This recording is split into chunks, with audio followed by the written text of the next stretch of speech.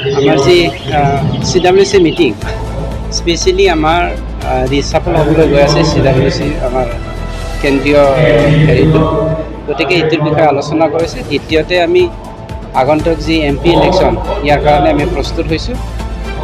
গতিকে আমাৰ পাৰ্টিটো জীয়াই ৰখাৰ কাৰণে ভৱিষ্যতে অসমৰ জনসাধাৰণৰ কাৰণে ভাল কৰিবৰ কাৰণে বা ভাৰতীয় সংবিধানৰ মানে অধীনত থাকি আমি ভাৰতীয় এজন ব্যক্তি হিচাপে UPPL দলে কি কৰিব পাৰে সেইবোৰ বিষয়ে আমি আলোচনা কৰিছোঁ। আৰু আমাৰ বিশ্বাস আছে য'ত নেকি বৰ্তমানলৈকে আমাক UPPL দলক BTR-বাসীয়ে ছাপোৰ্ট কৰিছে, অসমবাসীয়ে ছাপোৰ্ট কৰিছে। আগন্তুক MP ইলেকশ্যনত আমি নিশ্চয়কৈ জিকিব পাৰিম আৰু চেণ্ট্ৰেলত চৰকাৰ গঠন কৰাত আমি সহায় কৰিব পাৰিম। আহিবলৈ দিয়ক, কিন্তু আমি অকলশৰীয়াকৈ খেলিবলৈও প্ৰস্তুত। সময় আহিবলৈ দিয়ক। পিছত চেণ্ট্ৰেল এক্সিকিউটিভ মিটিং UPPL দলৰ আমি ইয়াত লোৱা হৈছে।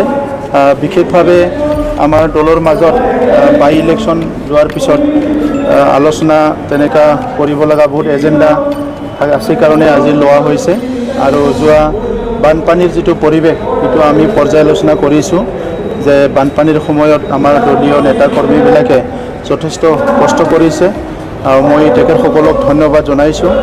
আৰু আহি থকা সময়তো যিটো আমাৰ বানপানী বা বিভিন্ন সমস্যা সমাজৰ মাজত দেখা দিলে সেইটো ভালদৰে কাম কৰিব লাগিব, এইখিনি কথা কোৱা হৈছে। ইয়াৰ বাহিৰে আমাৰ দলৰ সংবিধানটো আমাৰ যিটো আছে সেইটো আমি ইতিমধ্যে এমেণ্ডমেণ্ট কৰা হৈছে আৰু সেই সংবিধান এমেণ্ডমেণ্ট কৰা সংবিধানটো আজিৰ পৰা লাগু হ'ব। আমি সেইটো ডিষ্ট্ৰিবিউট কৰিছোঁ আমাৰ দলৰ মাজত। আৰু UPPL দল ৰেজিষ্টাৰ্ড আৰু ৰেকগনাইজ দল হোৱাৰ পিছত আমাৰ যিটো নিয়ম নীতিৰ মাজেদি আমি চলিব লাগিব।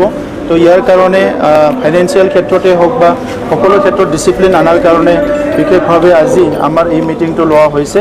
আৰু ডিষ্ট্ৰিক্ট লেভেল ব্লক লেভেলত আমাৰ ইতিমধ্যে বডিবিলাক ৰিচাফল কৰা হ'ল। ইয়াৰ পিছত কেন্দ্ৰীয় কমিটি ৰিচাফল হ'ব।